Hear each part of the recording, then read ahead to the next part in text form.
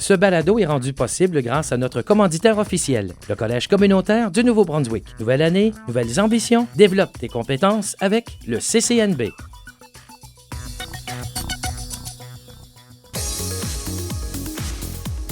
L'Acadie Nouvelle et CKRO vous présentent le balado Les Top 5. De retour cette année sur, en fait, c'est notre premier podcast de l'année 2025, notre premier balado de la fin de 2025, si on veut, pré-2026. On revient du côté sportif, comme on l'a fait l'an passé. C'est Yvon Duguay, en passant, qui vous parle de CKRO. Belle collaboration avec l'Acadie Nouvelle. Et évidemment, on parle sport avec le journaliste Robert Lagacé. Oui, bonjour. Bonjour. Oui. Évidemment, comme on en a fait un podcast l'an dernier, donc sur un peu les grands moments de 2024, mais là, cette année, place à 2025. Ça a été une brillante année sportive pour plusieurs de nos athlètes, nos équipes de l'Acadie. On va en parler un petit peu plus longuement là, bientôt. Mais évidemment, des fois, il y a des choses qu'on ne peut pas passer à côté, même si ce sont des événements malheureux ou des événements tristes. Cette année, il y a eu beaucoup de pertes et de départs dans les 12 derniers mois du côté sportif. Et on doit commencer avec ça, mais quand même, parce que ça vaut la peine, d'un sens, de se rappeler de ces grands hommes-là qui nous ont quittés cette année. Oui, en effet, ça a été une année assez marquante au niveau de pertes encaissées dans les 12 derniers mois. Puis on ne peut pas ne pas commencer finalement avec les décès des deux mythiques athlètes, Ron Turcotte, le jockey légendaire, et Jerry Red Ouellet, ex-hockeyeur de la Ligue nationale et entraîneur de hockey au niveau senior. Ils nous ont quittés cet été à quelques semaines d'intervalle. En plus. Ça a été très dur pour les sportifs de la région de Grand-Sault, parce que les deux viennent de cette région-là en plus. Donc, ils ont ça en commun.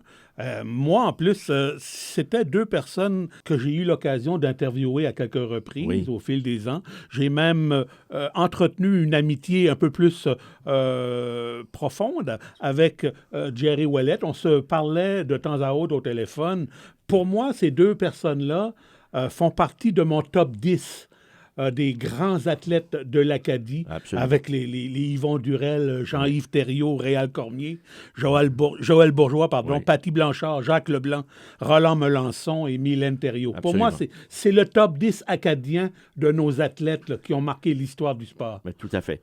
Et Ron Turcotte, évidemment, plusieurs le connaissent pour sa victoire du Ron Turcotte, mais quand même, il ne faut pas oublier que il y a encore plus que ça. Là, écoute, les gens l'ignorent peut-être, mais il a gagné la triple couronne en 1973. La triple couronne, pour ceux qui l'ignorent, c'est le Derby du Kentucky, le Preakness Stake à Baltimore et le Belmont Stake à New York. Ça, ce sont les trois plus grosses courses épiques au monde. Du moins en Amérique du Nord. C'est un peu comme le Grand Chelem au tennis. Mais Turcotte, en plus d'avoir gagné cette triple couronne-là en 1973, il a également gagné ces trois courses-là en d'autres occasions.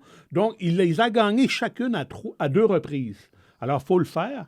Et en carrière, plus de 3000 victoires. Ça aussi, ça le rend assez mythique dans le monde des courses de chevaux. Sensationnel.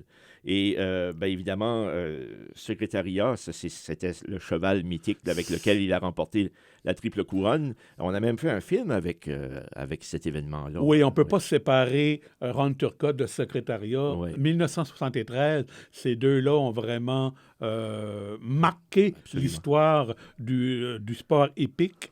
Il y a quelques années, mais en fait, ça remonte à presque 15 ans, là. Le film Secrétariat de Randall Wallace.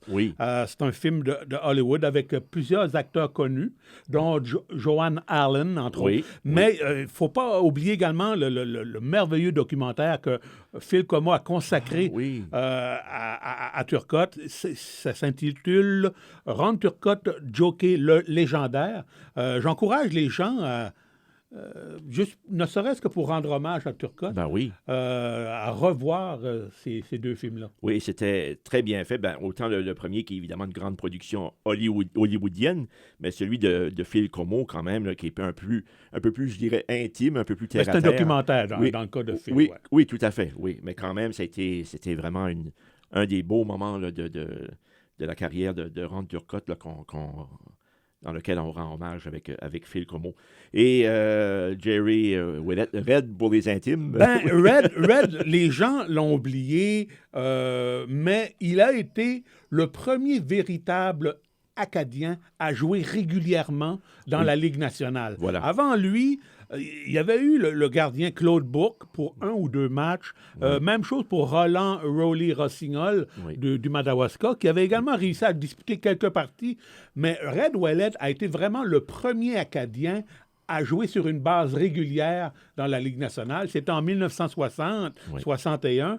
Et pour ceux qui s'en souviennent, parmi les plus vieux, c'était en même temps que Willie O'Ree. Ben oui. Willie O'Ree, qui est un néo-brunswickois, qui est devenu, cette année-là, le premier hockeyeur noir à évoluer dans la Ligue nationale. Ouais. En d'autres mots, là, Willie O'Ree, c'est un peu le Jackie Robinson du hockey. Oui, tout à fait. Et donc, Red Ouellet était dans l'uniforme des Bruins en même temps que Exactement, M. ils ont joué en même temps, toutes les deux. D'accord. Puis après sa carrière professionnelle, Red, qui s'est, quand même, ça s'est étendu jusqu'au début des années 1970. Il a joué pro très longtemps, Red. Ensuite, il est devenu un brillant entraîneur avec les Tigres de Campbellton au niveau senior. Écoute, il a mené cette équipe-là à 3 conquêtes de la Coupe Hardy. La Coupe Hardy, c'est le summum du hockey senior au Canada. Ouais. Et il a mené son équipe à 3 reprises. Oui, c'est pas rien non plus. Donc, il était aussi brillant, on pourrait dire, comme entraîneur que comme athlète professionnel. Oui, exactement. Bon, ben, c'était 2 grandes pertes là, en 2025. Mais parmi les autres pertes majeures de la dernière année, écoute, il y a les amateurs de hockey de junior majeur qui s'ennuient probablement déjà un peu du Titan d'Acadie batteuse. Après 27 saisons dans le Nord-Est, a finalement plié bagage pour s'en aller à Terre-Neuve et Labrador. Mais c'est quand même un club qui a réalisé de grands moments, a quand même marqué l'histoire du sport en Acadie. Écoute, ils ont gagné 2 fois la Coupe du Président et 1 fois la Coupe Memorial au printemps de 2018. Ça, il ne faut pas l'oublier. C'est également une équipe qui a permis aux amateurs de hockey de voir à l'œuvre, avant que ces gars-là ne deviennent des joueurs de la Ligue nationale, deux futurs membres du temple à renommée du hockey. Je parle ici, bien sûr, de Roberto Luongo et Patrice Bergeron. C'est pas rien, là. On a eu la chance de les voir, ces gars-là, avant qu'ils ne deviennent des professionnels.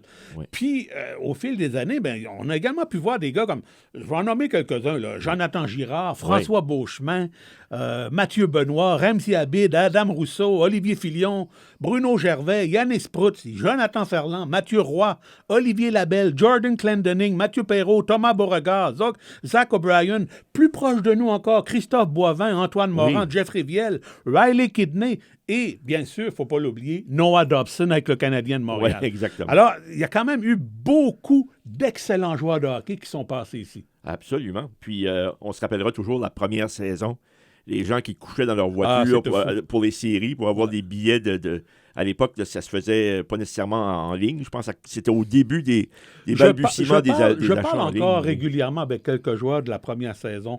Et ça revient toujours sur le tapis. Les fameux spectateurs qui dormaient dehors, pour eux, ça reste encore un souvenir impérissable. Pour eux, ce sont les plus beaux moments de leur carrière dans le hockey. Absolument. Il reste, là, maintenant, on a le Lightning de chaleur. On va voir que si ça va réussir à faire oublier le Titan. Mais ça ne sera pas évident de remplacer le Titan, sauf que je trouve que les débuts sont quand même intéressants. Écoute, si tu regardes le classement de la Ligue junior des Maritimes actuellement, il trône en tête de la division Nord. C'est pas rien. Non. Puis on parle d'un club qui, depuis... au cours des dernières années, quand l'équipe était à Fredericton, qui finissait toujours dans la cave du classement. Alors, c'est un beau revirement de situation. Absolument. Et ça s'annonce plutôt intéressant là, pour les amateurs de hockey du Nord-Est. Tout à fait. Évidemment, il y a eu aussi en 2025 2 des grands athlètes là, qui ont décidé de quitter leur sport. Malheureusement. Parce que moi, je demeure encore convaincu que Geneviève Lalonde, au 3000 mètres steeple, et et Camille Frenette en paratriathlon avaient encore, à mon humble avis, une autre Olympiade dans le corps. Je suis sûr, mais bon, elles ont décidé de passer à autre chose. Je respecte ça. N'empêche que ça a été 2 très grandes athlètes, 2 Olympiades chacune. Oui. Elles ont été inspirantes et elle inspire encore beaucoup de jeunes filles au Nouveau-Brunswick. Absolument. Puis Camille Frenette, 4e place à Tokyo. 2 4e places à Tokyo et Paris, il faut le faire. Absolument. Au hockey senior, on en parlait tantôt avec Red Ouellet, ça c'était dans le bon vieux temps, comme on dit, mais là, cette année, il y a eu là aussi des départs. Ça a été une année difficile pour le hockey senior. Très à date, difficile. Oui. Écoute, dans le circuit Beau Séjour, les Corsaires de la péninsule ont abandonné quelques semaines avant le début de la saison. Oui. Et les Rocks de Belle-Baie, qui faisaient un retour au hockey senior après une absence de quelques années, eh bien, ils ont abandonné il y a quelques semaines. Oui, après 8 matchs, je pense, dans la Ligue. Là. C'est triste de voir ça, mais on se retrouve actuellement dans le nord-est, là, à part, bien sûr, une équipe à Dalhousie et une équipe à Miramichi, mais c'est le plus proche qu'on peut aller voir du hockey senior. Je parle au niveau de ligue. Heureusement, il y a eu une brillante idée dans la péninsule acadienne. Oui. D'ailleurs, je pense que ça débute en fin de semaine. Oui, exactement. Tracadie et Lamec vont se disputer une série. J'ai l'impression que ça va fonctionner auprès des amateurs de hockey. Les gens, écoute, ils n'ont rien d'autre à se mettre sur là-dedans au niveau senior. Alors, j'ai l'impression que ça va faire courir les foules, ça. Le hockey senior, c'est quand même des cycles. Hein. À un moment donné, ça va très, très haut. Après ça, surtout la péninsule. Oui, surtout. Ouais. Ouais. On l'a vu, c'est pas la première fois non plus. Dans le circuit Vallée-Appalaches, ils ont eu le même problème. Eux aussi ont perdu 2 clubs. Ça, les Castors de Saint-Quentin et les As de Saint-Basile. On parle de 2 équipes qui, il y a à peine pas si longtemps, ont gagné le championnat de leur ligue. Ils ont décidé de prendre une année sabbatique. Mais heureusement, après une longue absence, les ambassadeurs de Saint-Jacques sont de retour dans cette ligue-là. Donc, ça leur permet au moins d'opérer à 4 équipes. Hey, on parle d'une ligue qui, il n'y a pas si longtemps, fonctionnait à 9-10 équipes. C'est ça que je pensais. Hein. C'est incroyable comment ça a changé. Oui, c'est ça. Comme on disait tantôt, c'est vraiment des sports à cycle, le hockey senior. Évidemment, on a parlé beaucoup de départ, mais évidemment, ça s'imposait en 2025. Il y a eu des grands exploits quand même cette année. Surtout les équipes acadiennes, en tout cas, ou du moins les équipes avec plusieurs Acadiens. Dans la MHL, dans la LHM, le Blizzard d'Edmundston a gagné le championnat de la Ligue, toute une saison. A représenté la Ligue au championnat canadien pour la Coupe centenaire. Elle a plutôt bien fait. Oui, absolument. Le Dynamo de Kedgewick qui a remporté le championnat du circuit Vallée-Appalaches. Pour eux, c'était une première. Hein. C'était la première fois qu'ils gagnaient ce championnat-là. Tu as les Northmen de Miramichi qui ont fait la même chose. Un premier championnat dans le circuit Beau Séjour. Et les Wildcats de Moncton, eux, ont gagné la Coupe. C'est plus la Coupe Président, maintenant on appelle ça la Coupe Gilles Courteau, et qui nous ont représentés au tournoi de la Coupe Memorial. Et enfin, tu as les Flyers de Moncton dans le circuit M18 qui, eux, ont encore une fois... écoute, ils sont abonnés au championnat, eux, mais ils ont été également à la Coupe TELUS, le championnat canadien, et eux, ils ont même réussi à se faufiler sur le podium. Ils ont mis la main sur la médaille de bronze. Et ça, c'était tout un exploit, ça. Puis on va s'en rappeler longtemps. Les Wildcats, pour faire une petite parenthèse, cette année, qui sont quand même encore une fois une équipe Ils sont encore une équipe pour veiller tard ce printemps. J'ai hâte de voir, là, avec la période des échanges qui va se terminer aux environs du 10 décembre, 10 janvier, pardon. J'ai hâte de voir les changements qui vont être opérés parce qu'il y a également 2 autres équipes qui sont perçus pour être de grands favoris. L'Armada de Blainville-Boisbriand et les Saguenayens de Chicoutimi. Ça devrait se joindre ces 3 équipes-là. Sûrement. Et évidemment, il y a eu les Aigles Bleus aussi, hein, qu'on peut... j'aimerais juste souligner, il y a Marlène Boissonneau, la hockeyeuse, la gardienne de Dundee, qui a réussi l'exploit d'inscrire son nom sur la Coupe Walter dans la Ligue professionnelle de hockey féminin avec le Frost du Minnesota. La Coupe Walter, là, pour ceux qui l'ignorent, c'est l'équivalent de la Coupe Stanley pour les femmes. OK? Écoute, Marlène est la première néo-brunswickoise à inscrire son nom sur ce trophée-là. Oui. Écoute, dans 100 ans, là, Ouais. ça pourrait devenir un classique dans les jeux pour les connaissances générales. Là. Oui. Qui est la première femme? Ben oui. C'est Marlène Boissonneau. Voilà, une Acadienne. Ouais, tout un exploit. Est-ce qu'on a fait le tour? Oui. Pas mal, oui. Mais il y a également, écoute, l'été a quand même été pas pire. L'été et l'hiver dernier, en salle, Sophie Black et Max Mazerol avec les Aigles Bleus il ne faut pas les oublier. ont eu une très belle saison universitaire. Ensuite, un coup dans l'été, Black est devenue seulement la 3e femme au Nouveau-Brunswick à courir un 10 km sous la barre des 36 minutes. Ça faisait vraiment très longtemps que ce n'était pas arrivé. Patty Blanc, pardon, pas Patty. Patty a été la première, mais Shelley Doucette, il y a une dizaine d'années, l'avait fait également. Oui. Puis cet été, aux nationaux, Max Mazerol, Christelle Robichaud, Rémi Ouellette et Dante Cormier ont très bien fait. Oui. De même qu'aux Jeux du Canada, où ils ont été chercher toutes les 4 des médailles. Oui, Christelle, je pense, a gagné la médaille d'or, si je ne m'abuse. Christelle est abonnée au podium. Jeux du Canada. Je pense que c'est ses 3e Jeux du Canada où elle va chercher des podiums. Oui. Donc, et elle a encore du chemin devant elle. J'ignore si elle est encore éligible pour un autre jeu du Canada. Oui, c'est vrai, peut-être. Ça sera vérifié. Oui. Mais Rémi et Dante, c'est clair qu'eux vont aller en chercher d'autres. Ah oui, exactement. 2025, ça a été également une très grande année pour le paracycliste Alexandre Hayward, qui est devenu, l'Acadien du coin de Quispamsis, est devenu champion du monde du contre-la-montre. C'est pas rien, là. On a un champion du monde. On se souviendra qu'il a terminé sur le podium également aux Jeux paralympiques de Paris en 2024. Puis, parlant de champion du monde, en dynamophilie, on a Peter Michaud d'Edmundston, qui est devenu champion du monde des maîtres. Et ça, les maîtres, c'est bien sûr, c'est dans les groupes d'âge. Oui, mais quand même. Peter est le champion du monde chez les 50 ans et plus dans la catégorie des 120 kilos et plus. Incroyable ce que Peter Michaud vient de faire là. Oui. C'est un gars qui a commencé à faire du sport. Il était déjà dans la quarantaine avancée. Oui, c'est fou, là. Oui. Ça prouve qu'on peut... Puis, autres athlètes qui ont vraiment tiré leur épingle du jeu dans la dernière année, en patinage de vitesse sur courte piste, les 2 Courtney. Ah oui. Sarro de Dieppe et Charlong d'Edmundston. Les deux ont été... Écoute, Courtney Sarro a été chercher le Globe d'argent tout récemment. Et Courtney Charlong, également, le mois dernier, elle, est allée chercher une médaille d'or en Coupe du monde au niveau junior au Kazakhstan. C'est incroyable, là, ce qu'ils ont fait là. Puis, autre réalisation à retenir de la dernière année, le joueur de soccer, Kochi Angie Yapi, je ne sais pas si je le prononce comme il faut, mais en tout cas, est devenu le premier athlète de l'Université de Moncton, tous sports confondus, à se faire repêcher au niveau professionnel. Angie Yapi, c'est un joueur de soccer.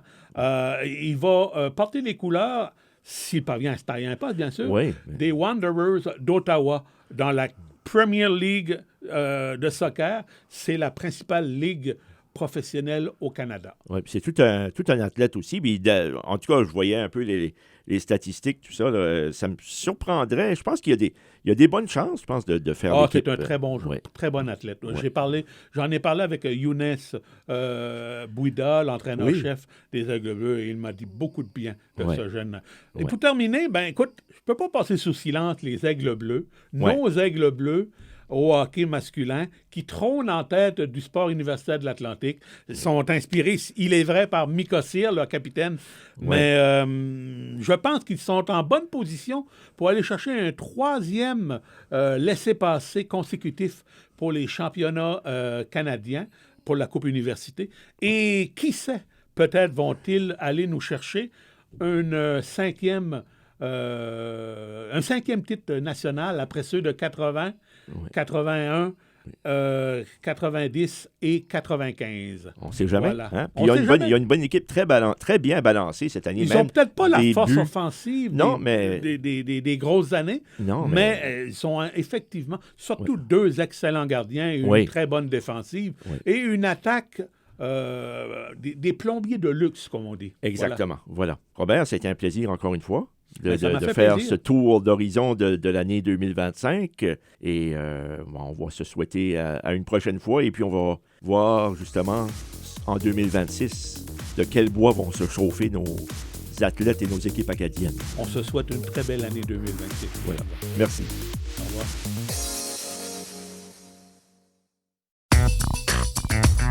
Ce balado a été rendu possible grâce à notre commanditaire officiel, le Collège communautaire du Nouveau-Brunswick. 2026, c'est ton moment. Reprends le contrôle de ta carrière avec les formations flexibles et concrètes du CCNB.